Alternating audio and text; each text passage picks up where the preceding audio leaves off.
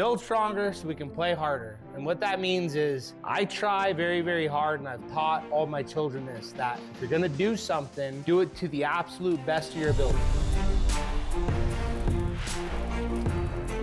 It doesn't necessarily mean the most expensive or the best parts, but whatever you can do the best of your ability, make it that way. So if I have the opportunity to take an extra 2 hours to paint something so there's no rust on it, I'm gonna do that. If I can, spend an extra $50 to get a better part that won't break, I'm gonna do that. And the whole idea is if we can build it right the first time, then having to fix it 20 times on the trail or out at the drag strip or at the sled pull or wherever you might be. Does that mean we'll never break? Absolutely not. Like, stuff breaks, especially when you build something up from scratch.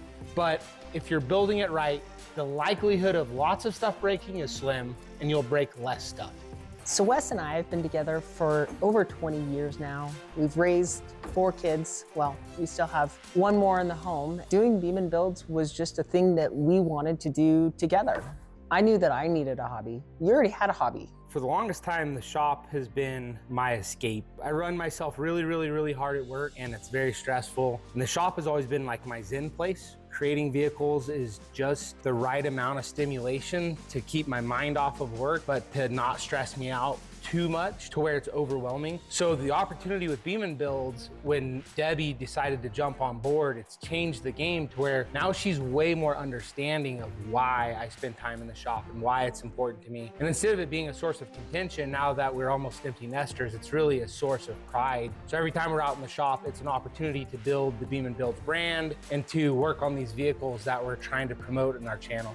I mean, I got a degree in marketing for a reason because I absolutely love it. I love that it's a wonderful creative outlet. The problem is that when the idea was thrown out that we would create a YouTube channel, I'd never really created a video before. As the kids were getting older, I didn't necessarily have a hobby. Creating videos, it was a great creative outlet. When I was about 15, I started working on cars. The first real thing I ever built was a pickup truck because I wanted a jacked up truck that could do cool stuff off-road. When I left home and joined the military, I had a new car basically every month I was building or working on. I love all cars. And I'll joke and be like, hey, I'm not a Ford guy or whatever, Cummins is better than Duramax and all that kind of stuff. The typical car guy banter. But at the end of the day, my mantra is I like anything that can go fast enough to do something stupid in. And I know that's a stupid mantra, but basically it's my way of saying it doesn't matter if it's a car, a truck, a boat, a monster truck. I don't give a crap. Like I'm all about playing with all things with an engine. I have a definite love for muscle cars. Camaros are my favorite. And then I definitely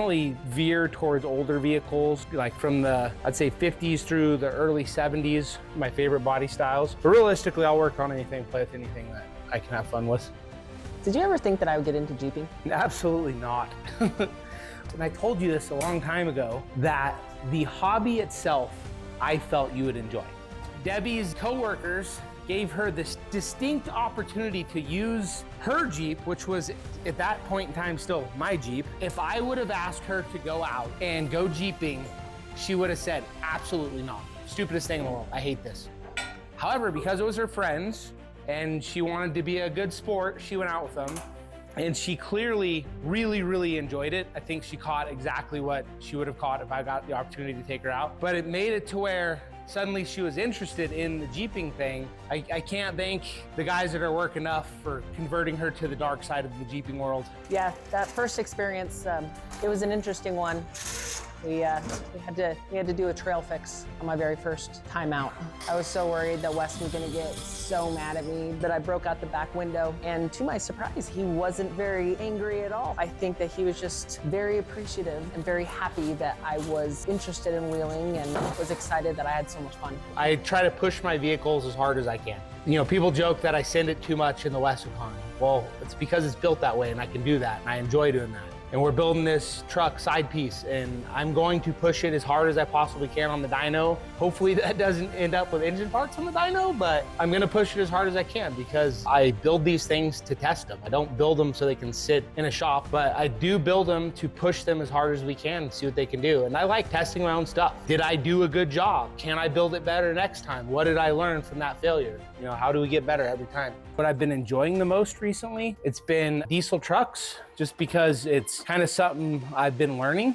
I've dabbled with them, but I've never done big horsepower stuff with diesel. So that's been fun to learn and play with. I just like the ability to learn, because really before it was YouTube, it was Power Nation was the first thing that was like educational content for automobile enthusiasts. YouTube's a great avenue to do that. Showcasing what we do in these vehicles that we build on the dyno, on the track, or on the trails, doing how-to videos. That's what Beaman Builds is. That's why we created a YouTube channel.